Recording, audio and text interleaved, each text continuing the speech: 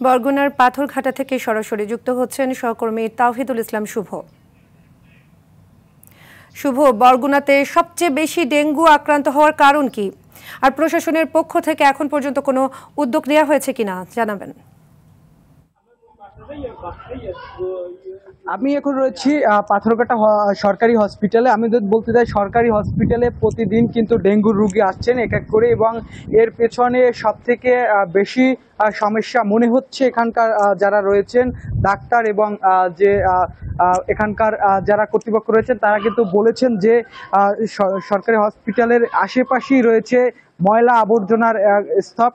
এর কারণে কিন্তু ডেঙ্গু মাসে বৃদ্ধি পাচ্ছে এবং এতে কিন্তু যে আক্রান্ত হচ্ছে বরগুনাতে এখন ডেঙ্গুর এক কথায় মহামারী চলছে, এবং এতে বরগুনা জেলায় প্রায় 2000-এর উপরেও কিন্তু আজকে ছাড়িয়ে গেছে, এবং মৃত্যুর সংখ্যা কিন্তু 17 জন। এর ভিতরে কিন্তু যে এখন ঘরে ঘরেই কিন্তু যে এক কথায় ওয়াইফির মতো ঘরে ঘরে কিন্তু এক একজন ডেঙ্গুর রোগী রয়েছেন। এর ভিতরে কিন্তু পাথরঘাটা হসপিটালের পরিবেশও কিন্তু একদম নগণ্য, এবং এখানকার ডাক্তার সংকট রয়েছে, যার ফলে কিন্তু ডেঙ্গুর চিকিৎসা দিতেও কিন্তু তারা হিমশিম খাচ্ছেন। এবং হসপিটালের এমন বেহাল দশা কিন্তু যে সাধারণ মানুষ যারা রয়েছেন, যে পৌর প্রশাসক থেকে শহরের ভিতর দুই এক জায়গায় মশার স্প্রে দিলেও কিন্তু যে অন্যান্য স্থাপনায় কিন্তু দিচ্ছেন, এবং পৌরসভার ময়লা কিন্তু রাস্তার পাশে পাশে আমরা দেখছি পড়ে রয়েছে। পৌর শহরে যে ডাস্টবিনগুলো দেওয়া ছিল সেগুলো কিন্তু পৌর প্রশাসক তুলে নিচ্ছে, এবং এ বিষয়ে আমরা জানতে চেয়েছিলাম। তার সঙ্গে তিনি কিন্তু কোনো প্রশ্নের উত্তর দিতে পারেনি যে কেন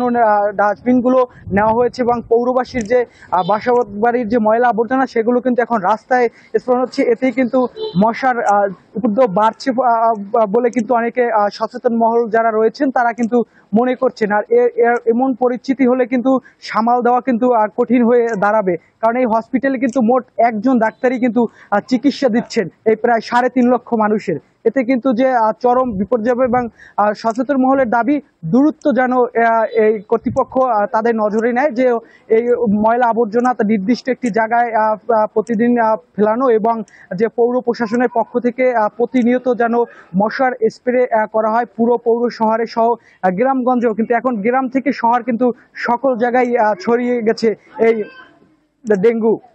এই ছিল আমার কাছে বরগুনা পাথরঘাটা থেকে সর্বশেষ। ধন্যবাদ শুভ আপনাকে।